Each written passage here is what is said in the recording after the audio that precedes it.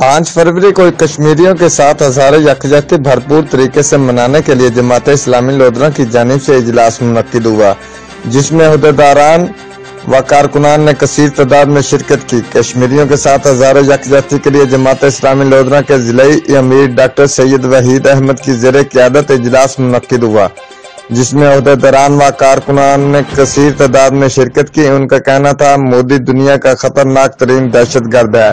कश्मीर में सख्त सर्दी के बेस्ट कर्फ्यू में किसी किस्म की कोई नरमी नहीं की गई। छोटे और मासूम बच्चे भूख प्यास से मर रहे हैं तो बुनियादी हकूक से भी महरूम कर दिया है। कैमरा टीम के हमरा उमर फरूक, नुमाइंदा जियो एक्सप्रेस न्यूज, गेलेवाल।